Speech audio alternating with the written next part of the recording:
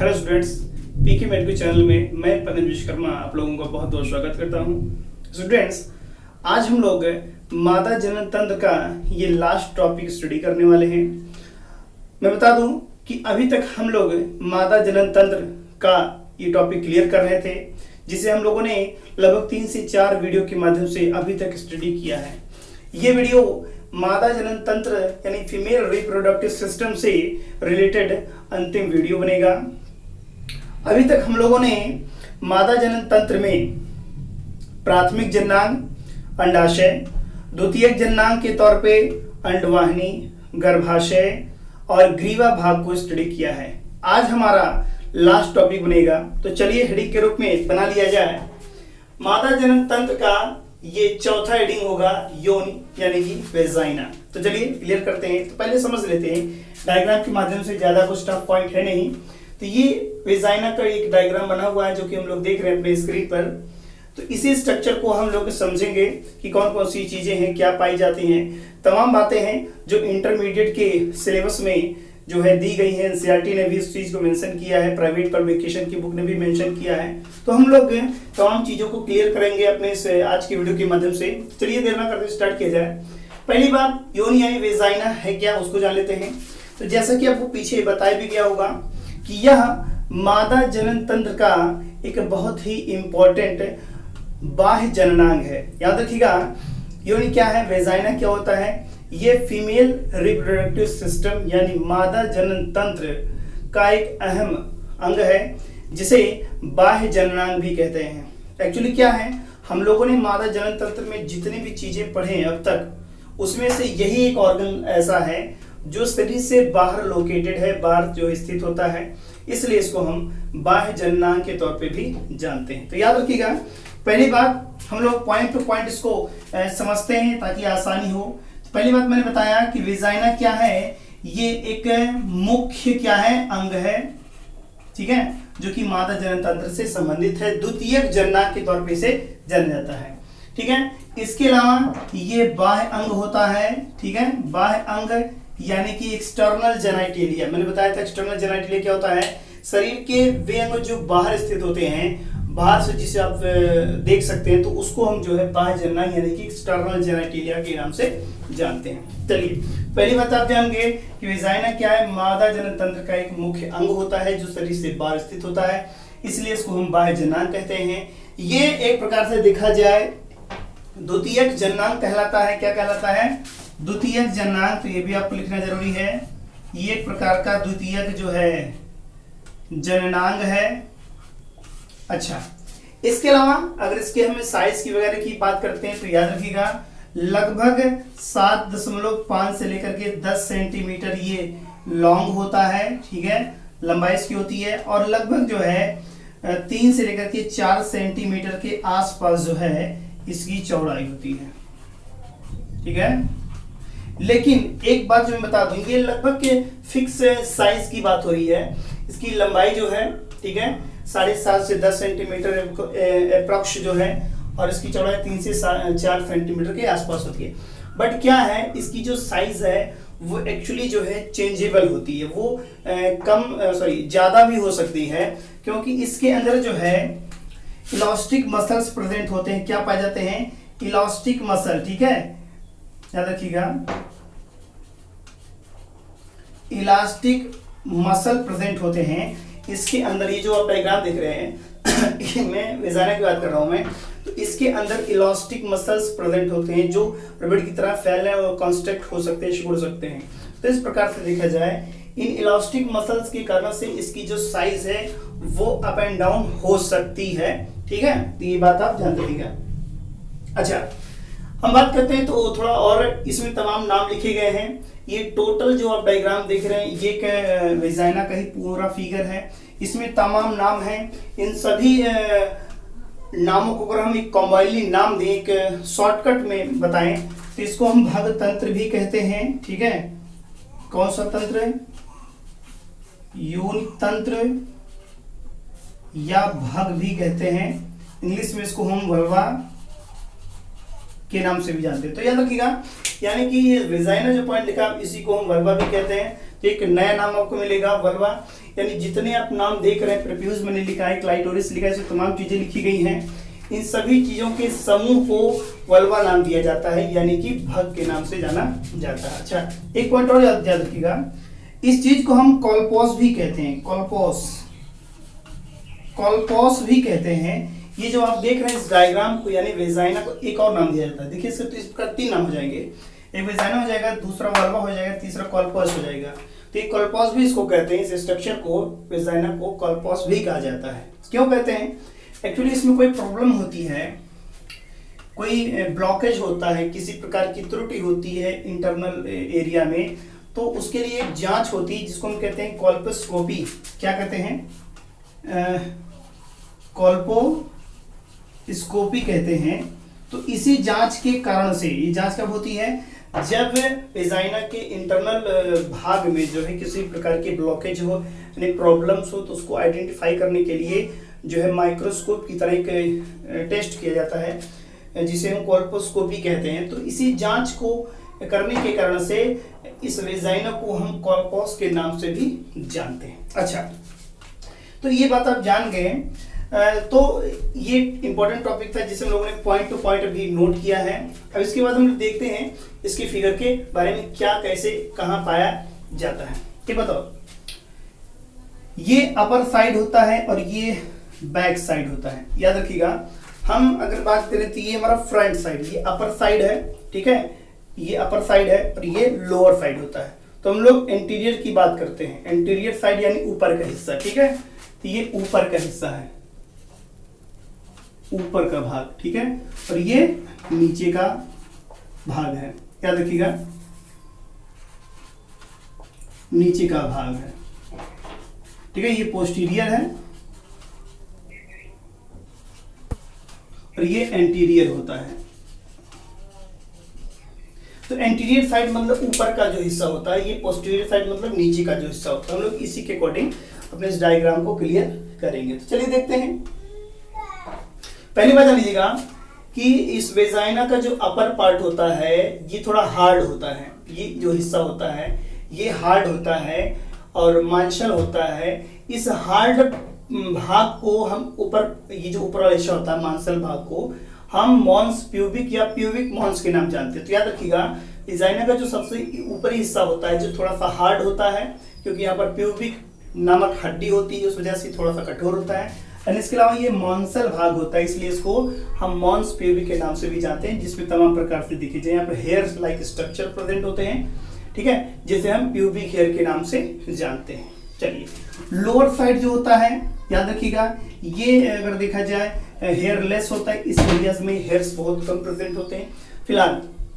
इसके अलावा अगर बात करें तो ये आप देखेंगे, ये मैंने 2 कवर बनाए हैं, 2 होस्ट लाइक जो है ओट की तरीके से 2 स्ट्रक्चर्स बने हुए हैं। ये आउटर साइड का है, इधर और इधर एक बना हुआ है, और 2 इस साइड बने हुए अंदर की तरफ। याद रखिएगा, तो जो वेजाइना का स्ट्रक्चर है इसमें जो साइड में अगर हम बात करें होंठ की तरीके से जो स्ट्रक्चर्स प्रेजेंट होते हैं उसको एक नाम दिया गया है। याद रखिएगा, लोग इसको भी मेंशन कर लेते हैं। तो वेजाइना में इधर बाहर की तरफ जो ओट की तरीके से स्ट्रक्चर होते हैं, कैसे ओट की तरह जो संरचनाएं होती हैं उनमें सबसे बाहर की तरफ होता है ये वाला स्ट्रक्चर, इसे कहा जाता है बृहद प्रकोष्ठ, ठीक है, बृहद प्रकोष्ठ। याद रखिएगा, ये इंपॉर्टेंट पॉइंट होता है, इसे हम लोग लेबिया मेजोरा कहते हैं, लेबिया मेजोरा, ठीक है, इंपॉर्टेंट पॉइंट है। चल गया। तो वेजाइना में अगर देखा जाए साइड में बाहर की तरफ 2 बड़े बड़े होंठ की तरीके से स्ट्रक्चर्स प्रेजेंट होते हैं, उसे हम बृहद प्रकोष्ठ कहते हैं, लेबिया मेजोरा कहते हैं। ठीक इसके अंदर भी 2 और होट्स लाइक स्ट्रक्चर्स प्रेजेंट होते हैं, जिसे लघु प्रकोष्ठ के नाम से जाना जाता है, यानी लेबिया माइनोरा, ठीक है। एक्चुअली लेबिया मीन्स होस्ट होता है, होंठ, ठीक है। तो इसी जैसे ये होते हैं, ये साइड के और इनर वाले दोनों ही होस्ट की तरह होते हैं, इसलिए इसको लेबिया नाम से जो है लिखा जाता है, याद रखिएगा। अच्छा, तो इस प्रकार देखा गया कि फीमेल वेजाइना के अंदर जो देखें तो 4 होस्ट लाइक स्ट्रक्चर्स होते हैं। 2 साइड के बड़े बाहर वाले जिन्हें हम लेबिया मेजोरा, मेजर माने बड़ा होता है, और इनर साइड वाले छोटे होते हैं जिन्हें हम लेबिया माइनोरा के नाम से जानते हैं। एक्चुअली ये कॉपुलेशन प्रोसेस में सिर्फ हेल्प करते हैं, इतना आप लिख सकते हैं कि कॉपुलेशन प्रक्रिया में ये जो है सहायता करते हैं। ठीक है, अब देखते हैं। तो ये साइड की तरफ ऐसे राउंड होकर के एक स्ट्रक्चर बना देते हैं, इस तरीके से एक स्ट्रक्चर बना देते हैं। तो इसमें जो सबसे ऊपरी हिस्सा होता है इसे हम प्रीप्यूस के नाम से जानते हैं, प्रीप्यूस याद रखिएगा। और जो लास्ट हिस्सा लोअर साइड का होता है ये गड्ढे जैसे स्ट्रक्चर, इसको हम फॉरचीटी के नाम जानते हैं, फॉरचीटी। ठीक है, तो ये अपर जो है हिस्सा है, बृहद प्रकोष्ठ आपस में मिलकर के एक कॉर्नर का निर्माण करते हैं, तो इस हिस्से को हम कहते हैं क्या, प्रीप्यूस, और लास्ट वाले हिस्से को कहते हैं फॉरचीटी। ठीक है, तो आगे देखते हैं। ये लेबिया माइनोरा है, छोटे वाले प्रकोष्ठ हैं, लघु प्रकोष्ठ हैं। ठीक है, इसके अंदर आपको 3 स्ट्रक्चर्स प्रेजेंट मिलेंगे। इसमें सबसे ऊपर देखेंगे यहाँ पर छोटा सा ऐसे स्ट्रक्चर होता है जिसे हम लोग क्लाइटोरिस कहते हैं। Clitoris is a very important part of vagina, क्योंकि ये अगर देखा जाए इसे हमें फीमेल पेनिस के नाम से भी जानते हैं, इंपॉर्टेंट है, याद रखिएगा, पूछा जाता है। तो क्लाइटोरिस जो होता है ये क्या होता है, लेबिया माइनोरा के ऊपरी हिस्से में एक छोटा सा घाटी के कौवा की तरीके से स्ट्रक्चर प्रेजेंट होता है जिसे हम क्लाइटोरिस कहते हैं। एक्चुअली ये फीमेल पेनिस के नाम से जाना जाता है। ठीक है, ये एक्साइटमेंट लाने में हेल्प करता है फीमेल बॉडी में। इसके ठीक नीचे आपको 2 ओपनिंग मिलेंगे। एक छोटा सा होगा जिसे हम लोग कहते हैं यूरेथ्रल ओपनिंग। ठीक है, एक्चुअली मूत्रमार्ग की तरह है। और ठीक इसके नीचे आपको और छोटा सा एक मिलेगा जिसे हम लोग कहते हैं वेजाइनल ओपनिंग, योनि छिद्र के नाम से इसको जानते हैं, योनि छिद्र के नाम से। अच्छा, तो इस रास्ते से आप जानते हैं यूरिन का सिक्रीशन होता है इस रास्ते से। ठीक है, ये क्या है, ये जो है यूरेथ्रल ओपनिंग है, और ये क्या है, वेजाइनल ओपनिंग है। ठीक है, तो ये यूरिन सिक्रेशन में हेल्प करता है इस रास्ते से। और ये जो है एक्चुअली देखा जाए, मैंने बताया था कि ये कोई इंपॉर्टेंट ऑर्गन नहीं है, फिर भी कॉपुलेशन प्रक्रिया में हेल्प करता है। इसी रास्ते से इसको हम एंट्री करते हैं, फीमेल बॉडी के अंदर एंट्री करते हैं, तो जाकर के प्रेगनेंसी। तो याद रखिएगा ये पॉइंट जो है थोड़ा इंपॉर्टेंट एरिया होता है। और इसके ऊपर देखा जाए पतली सी जो है वाल होती है, इस वाल को हम हाइमेन कहते हैं। ये बड़ी इंपॉर्टेंट वाल होती है, याद रखिएगा। ये हाइमेन वाल है जो कि हल्की सी कवर करती है इस ओपनिंग को। और इस हाइमेन की वाल में देखा जाए थोड़ी सी पतली सी ये वाल होती है, बट थोड़ी स्ट्रिक्ट होती है। और एक्चुअली ये मैं बात करूँ तो इंटरनल मटेरियल्स को बाहर आने से हल्का फुल्का ये रोकने का काम करती है। और इस मेम्ब्रेन की उपस्थिति से अगर हम बात करें तो फीमेल बॉडी में कुछ लोग में अगर देखा जाए तो ये अगर हाइमेन प्रेजेंट होता है तो कहते हैं कि वो जो है क्या है, वर्जिनिटी की पहचान की जाती है कि जिसे अगर ये मेम्ब्रेन प्रेजेंट है तो वो वर्जिन कहलाता है। जिसे हम हिंदी में कहते हैं कौमार्यता। ठीक है, मीन्स ये हुआ कि अगर ये हाइमेन की झिल्ली प्रेजेंट होती है तो ऐसा बताया जाता है कि वो फीमेल क्या है, कौमार्य है। ठीक है, वर्जिन है। अगर नहीं प्रेजेंट हो तो ऐसा लोगों का सिर्फ ये अफवाह है कि नहीं है। जबकि मैं बता दूं कि अगर आप फिजिकल एक्टिविटी करते हैं, किसी प्रकार की फिजिकल मेहनत करते हैं, साइकिलिंग चलाते हैं, तो ऐसे प्रोसेस की वजह से ये हाइमेन जो वाल होती है ये जो है नष्ट हो जाती है। तो इसको लेकर के आप ज़्यादा अफवाह ना दिमाग में लाएं। तो ये कोई जो है पहचान नहीं होती है, ये हाइमेन वाल जो होती है ये कोई खास पहचान नहीं है। ठीक है, तो इस प्रकार से देखा जाए ये जो डायग्राम था ये कंप्लीट होता है। एक बात और बता देता हूं मैं, इसके अंदर इस वाले ओपनिंग के अंदर जो है म्यूकस का जो है जमावड़ा हो जाता है, म्यूकस जमा होने लगता है। लेकिन ये खास तौर पे प्रेगनेंसी के दौरान होता है। तो यहाँ पर म्यूकस जमा होने लगता है जिस रास्ते से ये जो ओपनिंग है ये बंद हो जाती है। ठीक है, और एक बात याद रहिएगा कि इस रास्ते से जो भी लिक्विड निकलता है, लिक्विड, ठीक है, उसका जो पीएच वैल्यू ये काफी ज्यादा पूछा जाता है। 3.5 से 4, ठीक है, ये एस्टिक होता है, ये पूछा जाता है। तो इसका जो लिक्विड निकलता है इस रास्ते से, तो वो उसका pH मान 3.5 से 4 होता है, जिसकी वजह से ये बहुत ज्यादा एस्टिक होता है। ये बात आपसे पूछी जाएगी। अच्छा, इसके अलावा इस लिक्विड में जो भी इस रास्ते से सीक्रेट होता है, इस लिक्विड के अंदर 2 बैक्टीरिया प्रेजेंट होते हैं। दोनों बैक्टीरियाओं के नाम आइए नोट कर लिए जाएं। तो एक है लैक्टोबैसिलस